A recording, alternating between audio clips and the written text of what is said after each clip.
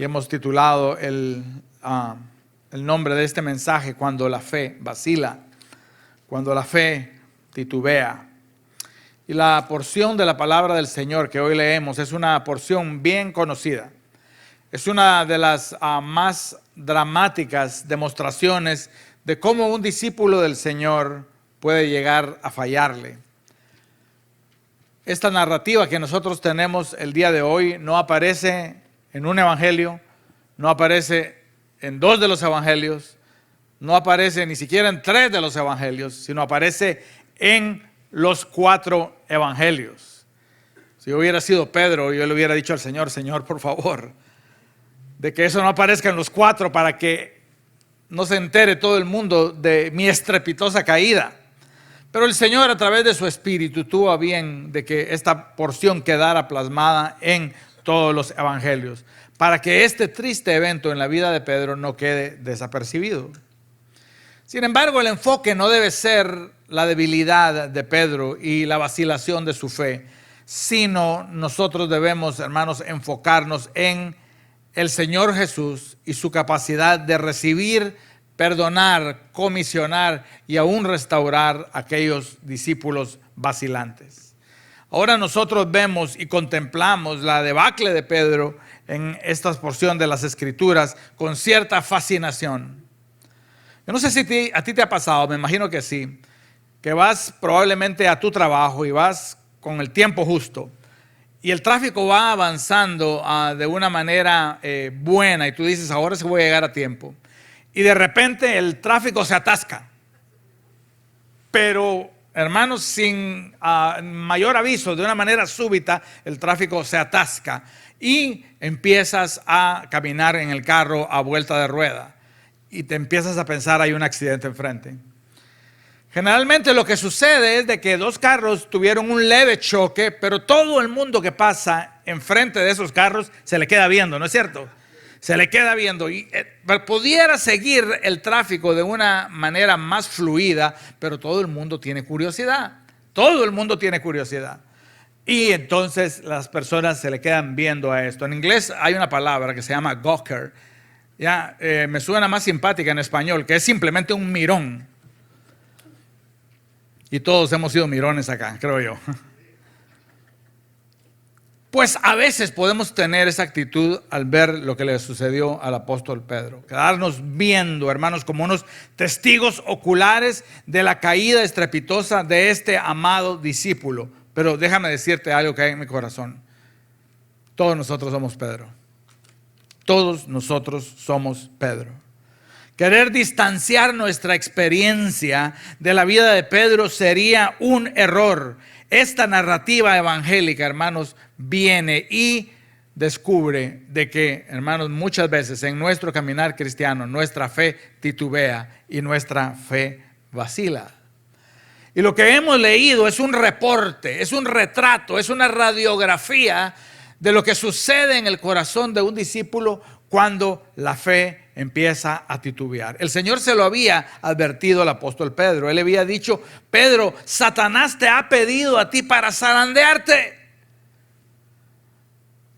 Vas a ser zarandeado, Pedro, pero yo he rogado para que tu fe no falte. Y una vez de que tú regreses, confirma a tus hermanos. O sea que en el corazón de Pedro se estaban manifestando aquellos síntomas que lo iban a llevar a un lugar en donde aquel discípulo que siempre tenía la respuesta, hermanos, en la punta de la lengua, aquel discípulo que era valiente sin cuestionamiento y que amaba al Señor, hermanos, fuera de dudas, este discípulo iba a experimentar lo que era que su fe en Cristo Jesús vacilara y titubeara. Ahora, todo el mundo, hermanos, le gusta decir que tiene fe, especialmente en el mundo cristiano, y decir que tenemos una gran fe. En el precioso libro, yo te lo recomiendo, yo en donde vaya que yo pueda promocionar este libro, yo lo hago. En el precioso libro El progreso del peregrino, de Juan Bunyan, es un precioso libro.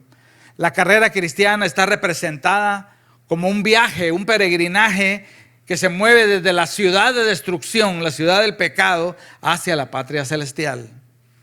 Y en ese peregrinaje El personaje central del libro, que se llama Cristiano, es un hombre que lleva una pesada carga encima. Y él quiere llegar hasta la patria celestial porque le han dicho que en esa ciudad no hay cargas. Por cierto, en este caminar él se encuentra con una gran cantidad de personajes. Algunos de ellos malvados, como sabio mundano o moralista o locuacidad. Personajes que andan buscando la destrucción de Cristiano. Pero hay otros paladines de la fe, como evangelista y buena voluntad. O otros compañeros peregrinos, inspiradores, como fiel o esperanza. Sin embargo, hay un personaje en el progreso del peregrino que se llama poca fe. Que se llama poca fe. Y es cristiano, pero tiene poca fe. Y entonces él sufre mucho en la vida cristiana. Se la pasa suspirando. El enemigo viene y en la esquina viene y le da bofetones y lo golpea. Y él, como tiene fe verdadera, se levanta. Pero en su pecho se oye ese suspirar, hermanos, porque su fe es una fe vacilante. Sorprendentemente, poca fe llega a la patria celestial, hermanos. ¿Por qué? Porque la fe de él, aunque poca, era verdadera. Y es por fe que nosotros somos salvos. Ahora, a nosotros no nos gusta identificarnos con poca fe, porque nos gusta sentirnos paladines en el reino del Señor, supermanes espirituales, mujer maravillas de Dios. Pero hermanos, si nosotros somos honestos, muchas veces el retrato de poca fe nos describe, hermanos, más cercanamente a la realidad. Hay muchas veces que esa fe inquebrantable que nosotros decimos tener por el Señor titubea, que esa fe vacila y nosotros, hermanos, sentimos que ya no damos más. La narrativa, hermanos, del apóstol Pedro y su negación de Cristo Jesús nos enseña, nos da, hermanos, en primer lugar un retrato de lo que es una fe que está vacilando, una fe que, hermanos, está titubeando. Y vemos ciertos síntomas en el corazón de Pedro que nosotros haríamos bien en ver si están en nuestro corazón para evitar, hermanos, caer y evitar titubear en nuestra fe de la manera que el amado apóstol lo hizo. En primer lugar, vemos, hermanos, en el corazón de este amado apóstol que la fe vacila cuando nosotros sobrevaloramos nuestra propia espiritualidad. Eso es un síntoma peligroso. Cuando nosotros sobrevaloramos nuestra propia espiritualidad. En Lucas 22, hermanos, el Señor le está diciendo a los discípulos que es menester de que Él vaya a la cruz. Y viene y Pedro y lo interrumpe y le dice: Señor, disculpa que te interrumpa, pero yo, Señor, estoy dispuesto a ir contigo, no solo a la cárcel, sino también a la muerte. Ahora yo entiendo de Tomás, que tiene una gran cara de duda acá, ¿verdad? Y de Juan, que lo veo un poquito tímido. Pero yo no, Señor. Yo no. Yo voy a ir contigo, Señor, hasta la muerte. En Mateo 26, una vez más el Señor le está hablando de que ellos van a esparcirse como ovejas sin pastor. Y viene Pedro, hermanos, y le dice al Señor: aunque todos se aparten por causa de ti, Señor, yo jamás me apartaré. Y una vez más en Marcos 14 dice que Pedro no solo le decía al Señor, sino que le insistía y le repetía. Está corrigiendo al Señor, hermanos, Pedro, cuando él viene y dice: aunque yo tenga que morir contigo, Señor, yo te digo, yo no te negaré. Ahora, hermanos, para los ojos de alguien y para los oídos de alguien que no sea el Señor, esta pueda simplemente ser un caso de alguien que está, hermanos, bien comprometido y que está bien seguro de lo que cree. Pero el Señor sabía, hermanos, de que en el corazón de Pedro, hermanos, la fe sí estaba, pero no era la fe del tamaño que Pedro creía tenerla. Y cuando nosotros sobrevaloramos nuestra espiritualidad, cuando nosotros nos empezamos a creer el cuento de que somos grandes cristianos y que tenemos grande fe y que no importa de que todos dejen al Señor, nosotros no vamos a hacerlo. Cuando nosotros llenamos nuestros labios de estas frases: nunca me apartaré, yo nunca caeré, yo nunca te dejaré. Hermanos, ese es un síntoma, hermanos, de que nuestra fe ha sido movida del objeto de nuestra fe, que es Cristo Jesús, y estamos poniendo nuestra fe ¿en qué? En nosotros mismos. Y ese es un lugar peligroso. Cuando yo pongo mi fe en los años que yo tengo de ser cristiano, cuando yo pongo mi fe en mi conocimiento teológico, cuando yo pongo mi fe en cuántos libros he leído, mis amados hermanos, estoy cometiendo el mismo error de Pedro. Y el retrato, hermanos, de esta fe vacilante nos lleva a entender, hermanos, que cuando yo sobrevaloro mi espiritualidad, yo estoy caminando sobre hielo, y hielo bien delgado. Cuando el Señor miraba la fe de los apóstoles, y cuando el Señor mira nuestra fe, Él ve una fe verdadera. Pero 5 veces el Señor le recuerda a los discípulos lo siguiente. Mateo 6:30. El Señor, hermanos, le recuerda a los discípulos que Dios viste la hierba del campo, de que hoy es y mañana es echada al horno. ¿No hará Él mucho más por ustedes, hombres de poca fe? Mateo 8:26. Mateo 14:31, cuando está, hermanos, el viento soplando y está amenazando con tirar la barca en aquel lago de Getsenaret, el Señor viene, se para, reprende a los vientos y al mar y le dice a los discípulos: hombres de poca fe, ¿por qué tienen miedo? El mismo Pedro, caminando sobre las aguas, empieza a hundirse. Jesús extiende la mano, lo sostiene y le dice: hombre de poca fe, ¿por qué dudaste? Y a mí, hermanos, esto me da la impresión de que el Señor no es de que quiera bajarnos la estima propia. No es de que quiera, hermanos, humillarnos, porque ese no es el corazón de Cristo. Pero Él quiere de que nosotros entendamos cuál es la medida bíblica de la fe que nosotros tenemos. Es una fe, hermanos, verdadera. Es una fe genuina que Él nos ha dado, hermanos. Pero nosotros no podemos sobreestimar nuestra espiritualidad y creer de que nuestra fe no puede vacilar. Porque la fe de Pedro vaciló. Esto nos llama a la humildad y a la dependencia a Dios. Esto nos llama, hermanos, a quitar cualquier arrogancia evangélica del corazón y a decirle: Señor, para ser fiel, Señor, todos los días lo que yo necesito, Señor, es de que tú agarres de mi mano como un padre agarra la mano de un niño y no me sueltes, Señor. Porque no es mi espiritualidad, no es mi experiencia, no es que también yo conteste en los exámenes de teología. No, Señor, es tu gracia y tu misericordia, y no me dejes por un segundo el creer, Señor, de que yo puedo hacer las cosas sin ti. Y luego empezamos a ver de que el apóstol no solamente había sobrevalorado su espiritualidad, sino que había dejado de atender las advertencias y a las promesas de Dios. Hermanos, el Señor a veces les hablaba a los discípulos a través de parábolas. Y a veces el Señor decía cosas enigmáticas. Pero Él le había dicho a Pedro, hermanos, de que él iba a ser zarandeado. Él le había dicho a él de que lo que le venía no iba a ser fácil y de que él había rogado para que su fe no faltara. Y él le había dicho eso no solo a Pedro, sino también a los discípulos. Y le había rogado que oraran para que no entraran en tentación. Pero cuando nosotros dejamos de atender a las advertencias de la palabra del Señor, y cuando nosotros también dejamos de atesorar las promesas que Él nos da a través de su evangelio, entonces ese es un síntoma de que nuestra fe está vacilando. Pedro en específico había sido advertido por el Señor, hermanos, y todos ellos se les había prometido de que a pesar de que el Señor iba a ser apresado, Él, hermanos, iba a morir en una cruz y al tercer día Él iba a derrotar a la muerte. Él iba a resucitar.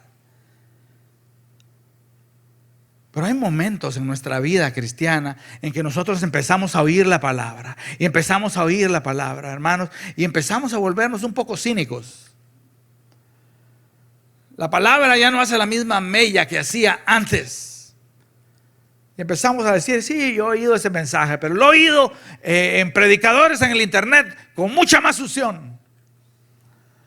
Y empezamos, hermanos, a menospreciar las advertencias del Señor y las promesas de Dios a través de su palabra. Pedro estaba haciendo esto y esto estaba evidenciando en su corazón, hermanos, de que su fe estaba vacilando. Por eso te digo que nosotros somos Pedro, hermanos, y nosotros debemos de pedirle al Señor cuando nosotros nos sorprendemos viniendo a escuchar la palabra del Señor, pero nuestros corazones, hermanos, están duros a la palabra. Cuando nosotros estamos pensando en otras cosas. Y cuando nosotros no tenemos un corazón de mansedumbre para atender lo que el Señor nos está diciendo. Cuidado, cristiano, que tu fe está siendo atacada, porque es a través de la palabra del Señor que la fe viene. Pero Pedro ha dejado de atender las advertencias y promesas de Dios. Y Pedro, hermanos, se cree, hermanos, sobrevalorado en su espiritualidad. Y nosotros vemos acá, en este retrato de este apóstol del Señor, y cómo su fe está tambaleando, hermanos, de que en cuarto lugar, él empieza a seguir a Cristo, pero lo empieza a seguir de lejos. Verso 54. Prendieron a Jesús, le llevaron y le condujeron a casa del sumo sacerdote, y Pedro le seguía de lejos. No es una casualidad que, hermanos, Lucas narra la distancia que Pedro está guardando de Jesús. Pedro había estado con Jesús desde el principio. Pedro era su discípulo íntimo. Hermanos, Jesús le había lavado los pies. Pedro había comido en su mesa, había compartido las intimidades del Padre, pero ahora estaba distante. Ahora no convenía estar tan cerca de Jesús, a menos de que él también cayera preso. De tal manera que la fe de Pedro se está volviendo una fe conveniente y está, hermanos, socialmente distanciándose de Jesús. Ese es un término que se maneja ahora con bastante popularidad. La fe de Pedro se vuelve privada. Yo sigo creyendo, pero ahora no conviene que me vean con Jesús. Es peligroso. Mejor lo sigo, pero lo voy a seguir de lejos hasta que venga un momento más oportuno. Esta es una fe vacilante. Y esto, hermanos, nosotros lo hacemos de maneras mucho menos dramáticas, pero igualmente, hermanos, ponemos distancia entre Jesús y nosotros. Empezamos a ver aquellos hermanos que están, hermanos, buscando la presencia del Señor y que están yendo a todos los estudios y que se conectan de una manera más cercana a nosotros, y nosotros empezamos a decir: es que a mí no me gusta el fanatismo. Empezamos a guardar la distancia con Cristo y el amor empieza a titubear. ¿Has sentido eso tú alguna vez en tu pecho? Como el invierno se te empieza a colar en el corazón, cuando antes había una llama de amor por Cristo Jesús. Ahora lo empezamos a seguir de lejos. Es como cuando uno deja una ventana mal cerrada en un día de frío y se levanta en medio de la noche porque uno dice: ay, pero qué frío. La fe está vacilando, hermanos. Y en el caso de Pedro, el seguir de lejos a Jesús, no como lo seguía antes, estaba demostrando de que su fe estaba titubeando. Pero Pedro no solo empieza a seguir a Jesús de lejos, sino él busca distanciarse de los que siguen a Jesús. Verso 58. Un poco después dice que otro lo vio y le dijo: tú también eres uno de ellos. Es que tienes una cara de Galileo. Tú también eres uno de ellos, porque tu acento te delata. Y Pedro vino y dijo: hombre, yo no lo soy. Yo creo que cuando dijo yo no lo soy, él trató de hacer acento mexicano, guatemalteco, cubano, para que no le notaran el acento hebreo, hermano. ¿Qué es lo que quiere? No solo distanciarse de Jesús, sino quiere distanciarse también de aquellos que lo siguen. Hermanos, y esta es una señal de una fe que se está enfriando, que está vacilando. Cuando nosotros empezamos a distanciarnos de aquellos que siguen a Jesús. Ahora hay tantas razones que el enemigo nos puede dar para distanciarnos del cuerpo de Cristo. En el caso de Pedro era peligroso para su vida identificarse como cristianos. Pero antes de que nosotros juzguemos a Pedro y digamos qué miedoso, qué cobarde, nosotros hacemos eso por razones, hermanos, mucho más inferiores. A veces nos empezamos a ausentar de la armonía del cuerpo de Cristo. ¿Por qué? Porque es que los hermanos son muy problemáticos.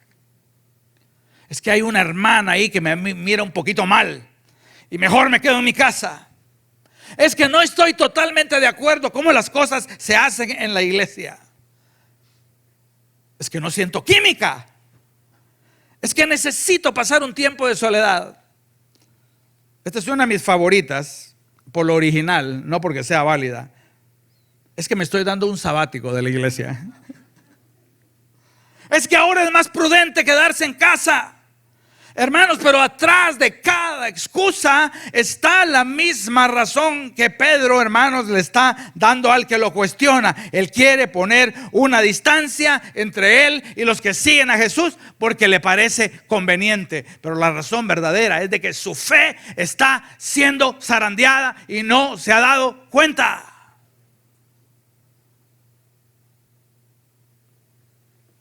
Oh, mis amados hermanos, cuando se empieza a enfriar nuestro amor por la casa de Dios, vengamos delante del Señor y le digámosle: Señor, no permitas que eso suceda, Señor.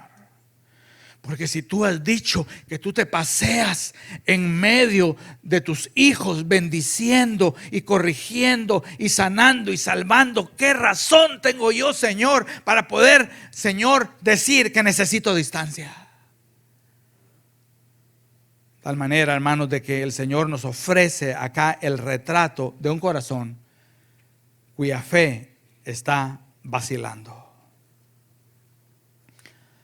Así que en este caso es la fe de Pedro, pero muy bien puede ser la fe tuya, o la fe mía, o la fe de alguien que no está acá el día de hoy, pero que nos ve a través de otro medio. Y esto nos lleva a entender, hermanos, de que en realidad nuestra fe no era tan fuerte como creía. Nuestra espiritualidad, hermanos, existe por el milagro del nuevo nacimiento, pero es sostenida, hermanos, por la gracia de Dios. No hay grandes siervos de Dios. Hay un gran Señor y un montón de siervos inútiles. Ay, pastor, ¿verdad? Pero ustedes los pastores, ustedes sí tienen la fe bien fuerte, ¿verdad? Te voy a decir algo. Voy a aprovechar que no está Gerson, ¿verdad? Una gran cantidad de pastores el lunes quieren renunciar al ministerio. Porque es difícil y es, hermanos, duro y es emocionalmente desgastante y es más allá de las fuerzas de un ser humano. Así que la fe de los pastores también vacila y también es zarandeada y también es golpeada como la de cualquier cristiano. Y acá vemos, hermanos, esas evidencias y esos síntomas para que nosotros levantemos el espejo de la palabra en el corazón y digamos: Señor, hay áreas en mi vida en las cuales mi fe está vacilando. Así que hemos visto el retrato de una fe vacilante, pero en segundo lugar miremos el remedio de una fe vacilante. El remedio de una fe vacilante. ¿Cuál es el remedio? Enseguida, mientras Pedro estaba llenándose de excusas, y en donde nos dice Mateo de que él estaba jurando y maldiciendo, que no conocía a Jesús, que no era uno de esos, alguien predicó. ¿Sabes quién predicó? Un gallo. Porque el Señor hace, hermanos, de que las burritas hablen, que los gallos prediquen. El gallo cantó. Y entonces, vuelto, el Señor miró a Pedro. El Señor estaba en el patio, en algún lugar, hermanos, siendo golpeado, amarrado como un vulgar criminal, hermanos. Y la mirada de Pedro se topó con la mirada de Cristo Jesús. Y él se acordó de la palabra del Señor que le había dicho: antes que el gallo cante, me negarás 3 veces. Y Pedro salió afuera. ¿Y qué es lo que hizo? Lloró. Eso es lo que dice. Amargamente, lloró amargamente. ¿Te imaginas esas lágrimas? Las has llorado tú, porque has ofendido al Señor. La he llorado yo. La palabra del Señor nos dice a través de Marcos de que lloró y lloró mucho. ¿Cuál es el remedio, hermanos, de una fe que está vacilando? De una fe que está titubeando. cómo llegamos, hermanos, a un lugar en donde nuestra fe es una fe, no vamos a decir grande, pero es una fe saludable, es una fe que está creciendo. ¿Cuántos acá han ido aquí a Key West? ¿Verdad? ¿Cuántos han ido aquí al último de los Cayos? Una de las ciudades más peculiares de todo el sur de la Florida es Key West. Y esta ciudad se anuncia de la siguiente manera: es la ciudad más sureña de todos los Estados Unidos de Norteamérica. O sea, más allá de Key West no hay nada, ya hay agua, ¿verdad? Y eso vemos nosotros, que aún las islas del Caribe están bien relativamente cerca de Key West. Ahora, si tú vas a manejar y tú dices, ¿dónde queda esa ciudad, pastor? Ya quiero llevar a mi familia. Bueno, tú agarras la US 1 y cuando la US 1 se acaba, se convierte en otra carretera que va a través de todos los cayos, pero para llegar hasta el último de los cayos, que es Key West, tienes que atravesar un famoso puente, el puente de las 7 millas. Y si no te gustan los puentes, te vas a poner un poquito nervioso, porque son 7 millas, hermanos, arriba del agua. No hay nada, hermanos, que no sea mar. Es algo precioso, una maravilla de la arquitectura americana. Pero si tú estás manejando, si tienes tu carro y quieres llegar a Key West, la única manera de llegar es a través de ese puente de las 7 millas. Te digo esto para ilustrar lo siguiente. Si tú quieres llegar, si yo quiero llegar, hermanos, a un lugar en donde nuestra fe es una fe que está creciendo, es una fe, hermanos, que es sostenida por Dios, es una fe, hermanos, que no titubea, como en este caso, nosotros debemos de tomar un puente para llegar a ese lugar, y ese puente se llama arrepentimiento. Y eso es lo que está experimentando Pedro acá.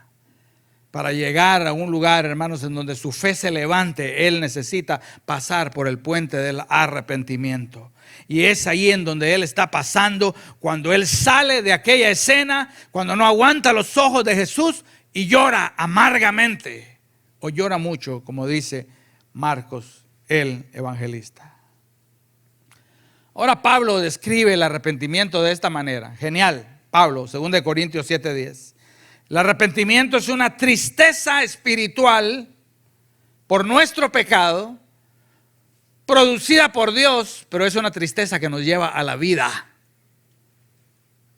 Escucha, que no es una tristeza que nos lleva a la muerte, sino es una tristeza que nos lleva a la vida. La tristeza que es conforme a la voluntad de Dios produce un arrepentimiento que conduce a la salvación y no deja pesar. Y para llegar a ese lugar espiritual en donde nuestra fe, que de ya por sí es pequeña, para empezar, sea una fe restaurada, sea una fe sana, sea una fe creciente, hermanos, debemos de experimentar el arrepentimiento. Ahora, el arrepentimiento generalmente se asocia con expresiones externas como el llorar, el lamentarse, el doblar la rodilla. En el Antiguo y Nuevo Testamento la gente, hermanos, se tiraba de las barbas, se rompía la ropa, se sentaba en saco, en cilicio. Pero el arrepentimiento, hermanos, es algo interno, es un cambio de mente espiritual. Es el darnos cuenta, hermanos, de que no somos los paladines que creíamos ser y que necesitamos a Dios y agarrarnos de su mano, hermanos, más de lo que nosotros creíamos. Eso es el arrepentimiento. Es, hermanos, lo que le pasó al hijo pródigo cuando él le pidió al padre que le diera la herencia que le correspondía, porque ya se sentía de edad, ya se sentía que podía independizarse, ya empezó a sentirse sobrevalorado en sus capacidades humanas, y entonces, hermanos, vino y desperdició su herencia. Y desperdició todo lo que Dios le había dado, el Padre le había dado, viviendo perdidamente, hasta que terminó en una pocilga, comiendo o deseando comer la comida de los cerdos. Hasta que un día volvió en sí. Eso es arrepentimiento, el volver en sí. Y el levantarse y decir, yo voy a regresar a la casa de mi padre, porque en la casa de mi padre hay abundancia de pan. Yo soy un hijo de mi Padre. Yo no estoy llamado a vivir anhelando la comida de los cerdos.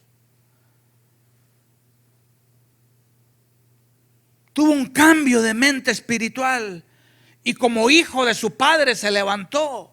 Y si el día de hoy tú sientes que tu fe está vacilando o sientes de que el enemigo te ha engañado y te ha llevado a lugares que no te debería haber llevado, sacúdete espiritualmente tu ropa y di: yo voy a regresar a la casa de mi Padre, porque ahí hay abundancia de pan. Ahora, esto es importante. Martín Lutero, un hombre de Dios, él decía que la vida del cristiano es una vida de arrepentimiento. Nosotros no nos arrepentimos simplemente cada vez que nos acordamos de un pecado, o cada vez, hermanos, de que el pecado tiene cierto grado. Uy, ahora sí la regué, me tengo que arrepentir. Lutero, yo estoy de acuerdo con él en esto, avanzaba a esta idea. La vida del cristiano es una vida de arrepentimiento, porque nosotros constantemente, hermanos, nos quedamos cortos de la gloria de Dios. Y constantemente, hermanos, de una manera, por comisión, por omisión, de pensamiento, de labios, hermanos, estamos pecando delante del Señor. Y entonces, en vez de agarrar nuestros pecados y meterlos debajo, hermanos, de una alfombra metafórica, nosotros venimos delante de Dios y le decimos: Señor, yo sé de que tú has proveído en Cristo, Señor, el perdón de mis pecados. Yo vengo, Señor, libremente a confesar, Señor, de que yo soy un pecador necesitado de tu gracia, Señor. Y yo tengo fe, Señor, pero ya he entendido que no es muy grande. Aumenta mi fe, Señor. De tal manera que la vida del cristiano es una vida de arrepentimiento, es una vida de regresar a Dios, es una vida de confesar a Dios, es una vida de cambiar nuestra mente de cuán grandes nosotros somos, para darnos cuenta en realidad cuán pequeños nosotros somos y cuán grande es Dios. Esto no es algo que lo hacemos de vez en cuando, es un estilo de vida, hermanos. Y esto es lo que está haciendo Pedro. Y este es el único remedio para una fe que está titubeando. ¿Y de qué nos arrepentimos? ¿De qué se arrepintió Pedro? Se arrepintió de negar el señorío de Jesús sobre su vida. Y esto lo hacemos nosotros todo el tiempo, hermanos, cuando nosotros queremos vivir de acuerdo a nuestras reglas y de acuerdo a nuestras demandas y siguiendo nuestros objetivos, hermanos. Y a pesar de que le decimos a Jesús Señor, estamos negando su señorío con nuestras obras y nos arrepentimos de eso. Señor, perdóname, Señor, por las veces que yo te digo Señor, Señor, Señor, Señor, y luego salgo, Señor, y vivo, Señor, como a mí me place, estableciendo mis prioridades, olvidándome de tus advertencias, no apreciando tus promesas. Señor, estoy aquí, Señor, para arrepentirme. Nos arrepentimos de ser rebeldes, en creer de que nuestra espiritualidad no necesita humildad y dependencia. Nos empezamos a creer nuestra propia fama. Y empezamos, hermanos, a decir cosas como Pedro. No, ese mensaje estuvo bien bueno para los recién convertidos. Pero a nosotros ya no nos pasa eso, porque tenemos 30 años de estar en el Señor, estamos bien firmes. Nunca nos va a pasar. Eso decía el apóstol Pedro: aunque ellos se vayan y te abandonen, yo nunca lo voy a hacer. Y nos arrepentimos, Señor. ¿Sabes por qué, hermanos? Porque eso tiene olor a arrogancia. Y el Señor a los arrogantes se los ve de lejos. Lo que necesitamos es más humildad y más dependencia del Señor. Y decirle: Señor, aquí estoy, Señor. Susténtame, agárrame de la mano, enséñame. O como decía Job: Señor, yo hablo mucho, decía Job, ¿verdad? Me la pasé hablando 38 capítulos, discutiendo contigo, y ahora me di cuenta que no sé lo que estoy hablando. Mejor me voy a sentar y tú me vas a enseñar. Aconséjame, Señor. Nos arrepentimos también de ser lentos para oír las promesas de su evangelio. Y cuando nos desconsolamos y nos enojamos y nos frustramos, hermanos, el Señor ha de estar pensando, y las promesas y los consuelos de mi evangelio no te mueven. Pero sí, la vida del cristiano, hermanos, es una vida de arrepentimiento constante, viniendo al Señor en dependencia, en confesión, y muchas veces, así como Pedro, también con lágrimas. Así que estamos pasando, hermanos, viendo lo que le pasó a Pedro, ¿no? El gran accidente de la vida de Pedro. Estamos pasando a la par. Y cuando pasamos a la par, nos damos cuenta que los que están dentro del carro somos nosotros. Porque esto nos pasa a nosotros, hermanos, con una gran frecuencia. Ahora, ¿cuál es el reposo de una fe vacilante? Hablamos del retrato de una fe vacilante. Hablamos del remedio de una fe vacilante. Ahora, ¿cómo podemos encontrar reposo cuando nuestra fe, ya nos dimos cuenta, está sujeta a esas zarandas, a esos golpes, a esas aflicciones? Hermanos, ¿cuál es el reposo de esta fe? Bueno, en Juan 21, esto fue después de que el Señor ya había resucitado. Pedro, hermanos, había negado al Señor 3 veces, había salido corriendo, no sin haberle quitado la oreja a un siervo, hermanos, del sumo sacerdote. Pedro había arrastrado su fe por todos lados, había jurado y perjurado de que él no conocía al Señor, lo había seguido pero de lejos y se había distanciado de sus seguidores. Y ahora, al final, en Juan capítulo 21, vemos, hermanos, de que Pedro tiene un encuentro una vez más con el Señor. ¿Con qué cara nos hubiéramos presentado nosotros delante del Señor después de haber hecho eso? Le hubiéramos dicho al Señor: Señor, ¿por qué no me haces el favor de que me trague la tierra? Porque yo no sé lo que Jesús me va a decir. Yo no sé qué gritada me va a dar enfrente de todos estos. Y dice que Jesús se acerca a Pedro y le dice: Simón, hijo de Jonás, ¿me amas más que estos? Y él le respondió y le dijo: sí, Señor, tú sabes que te amo. Y él le dijo: bueno, apacienta mis ovejas. Y le volvió a decir la segunda vez: Simón, hijo de Jonás, ¿me amas? Pedro le respondió: sí, Señor, tú sabes que te amo. Y él le dijo: pastorea mis ovejas. Y le dijo una tercera vez: Simón, hijo de Jonás, ¿me amas? Y Pedro se entristeció de que le dijese a la tercera vez: ¿me amas? Y le respondió: Señor, tú lo sabes todo. Tú sabes que te amo, Señor. Y Jesús le dijo: apacienta mis ovejas. De cierto te digo, cuando eras más joven te ceñías e ibas a donde tú querías. Mas cuando ya seas viejo extenderás tus manos y te ceñirá otro y te llevará a donde no quieras. Esto dijo dando a entender con qué muerte había de glorificar a Dios. Y dicho esto, le dijo a Pedro: sígueme. Y dicen los historiadores de que el apóstol Pedro murió crucificado, pero él pidió que invirtieran la cruz porque no se sentía digno de morir de la misma manera que su Señor. ¿Cuál es el reposo? ¿Cuál es el consuelo de discípulos como nosotros, hermanos fallones? De discípulos como nosotros, hermanos, que caemos en depresión, que nos enojamos, que nos creemos nuestra propia fama, que nos sentimos importantes. ¿Cuál es el reposo? Ya que el Señor nos ha mostrado que el remedio, hermanos, a eso es una vida de arrepentimiento, de dependencia, de confesión al Señor. Ahora nos muestra el reposo de un discípulo vacilante. ¿Y sabes cuál es el reposo? El Señor que nosotros tenemos.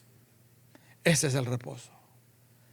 Porque en primer lugar es un Señor que nos conoce por nombre. Un Señor que nos conoce por nombre. Él se acerca a Pedro y le dice: ¿qué? Simón, hijo de Jonás. Lo conoce por nombre. Y como Él conoce por nombre a Simón, Él nos conoce por nombre a nosotros. Danielson, hijo de Gerson. ¿Cuál es el nombre de tu papá, mi hermano? Fabio es el nombre de tu papá. ¿Y cuál es tu nombre? Cristian, hijo de Fabio. El Señor te conoce. El Señor nos conoce a cada uno de nosotros.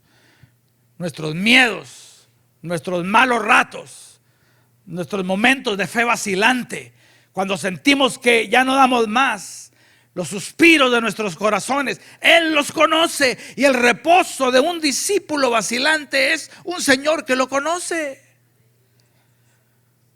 No tenemos que pretender, no tenemos que jugar a los escondites con Dios, no tenemos que ponernos los trapos inmundos de nuestra propia justicia. No tenemos, hermanos, por qué hacer otra cosa sino transparentes, porque, hermanos, vamos a encontrar reposo al saber de que Él nos conoce a nosotros. ¿No es así cuando Él le habla a las iglesias del Apocalipsis? Y Él le habla a cada una de las iglesias y le dice al ángel de la iglesia de Éfeso: yo conozco,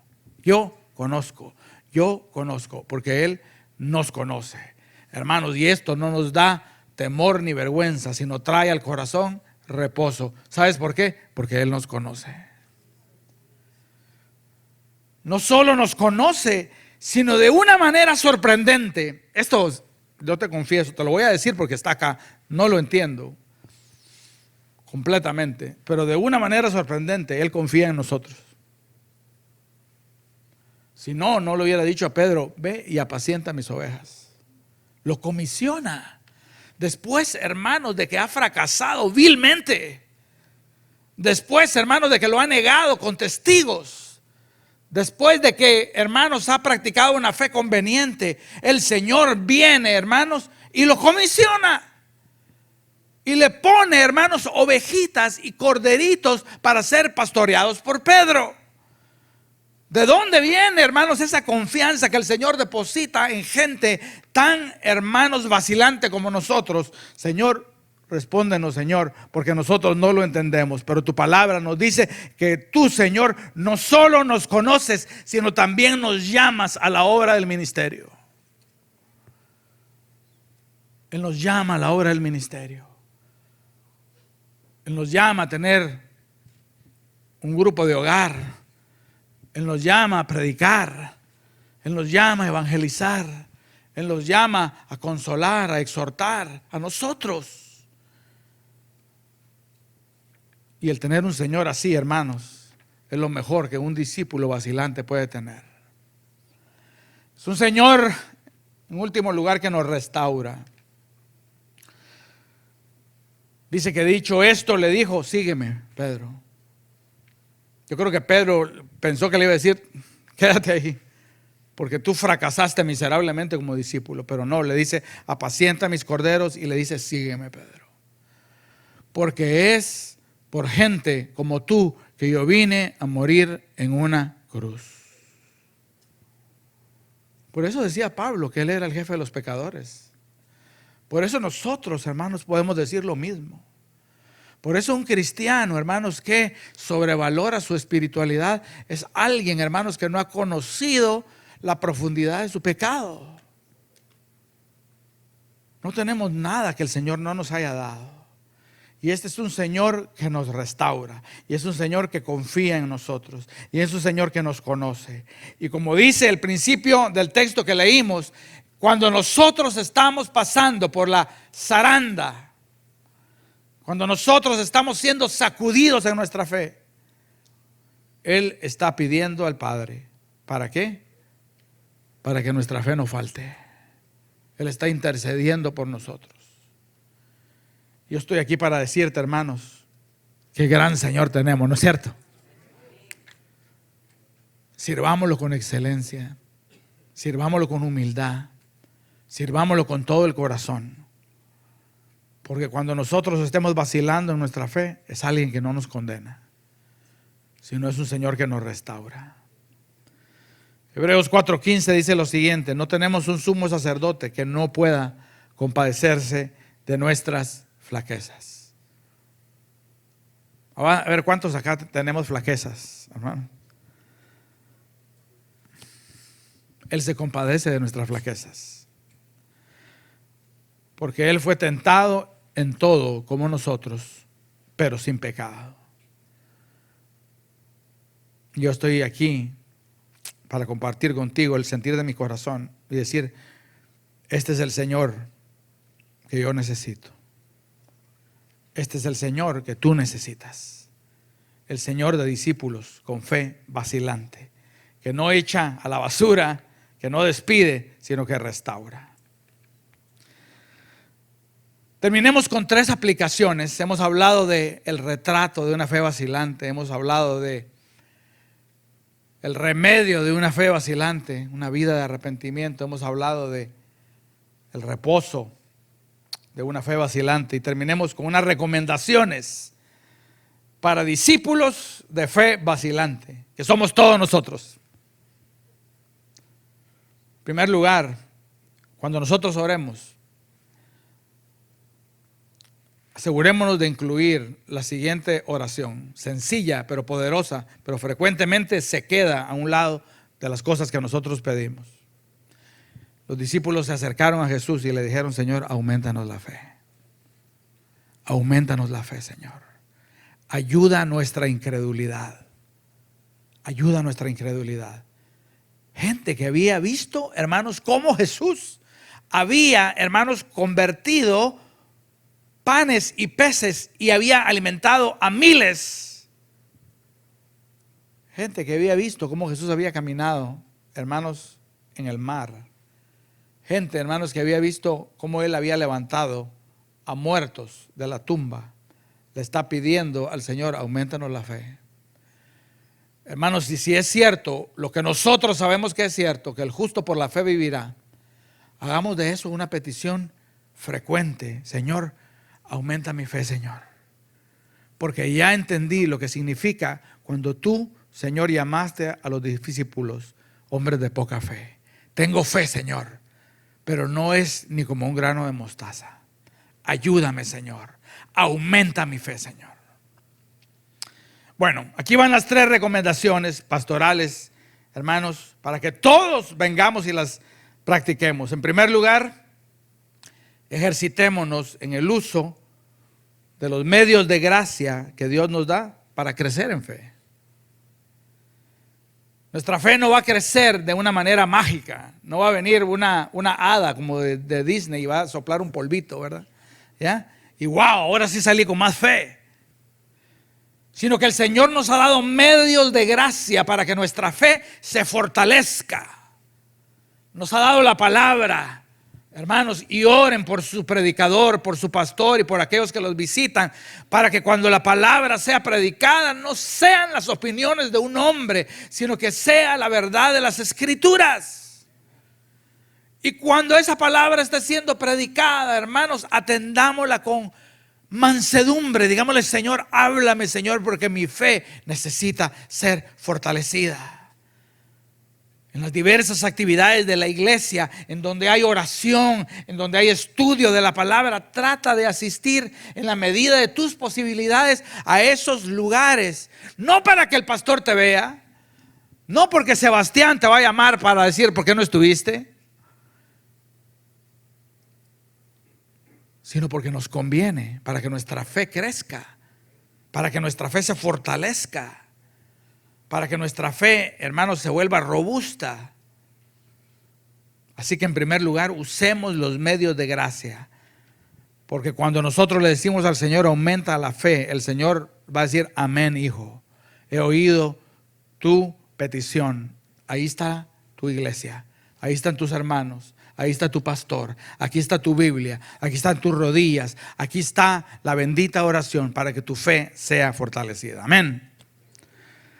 Segundo lugar, enfoquémonos en Cristo.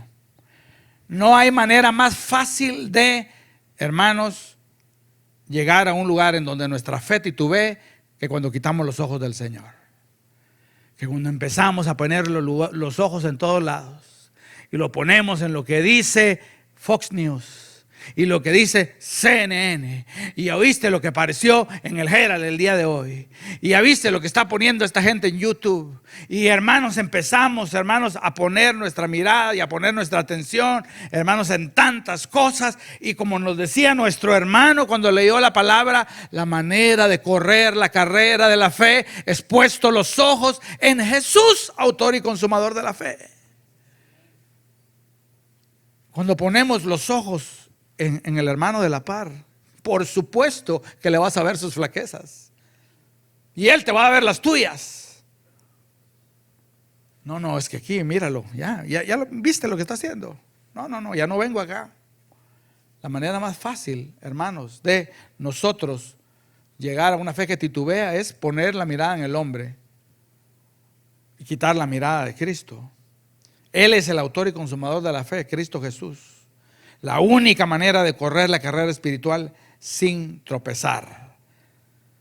¿Qué importa lo que dijo fulano y sutano en Facebook, en YouTube o en cualquier medio social? Hermano, lo que importa es lo que dijo Cristo.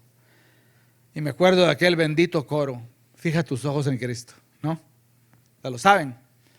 Fija tus ojos en Cristo, tan llenos de gracia y amor, y lo terrenal sin valor será a la luz del glorioso Jesús.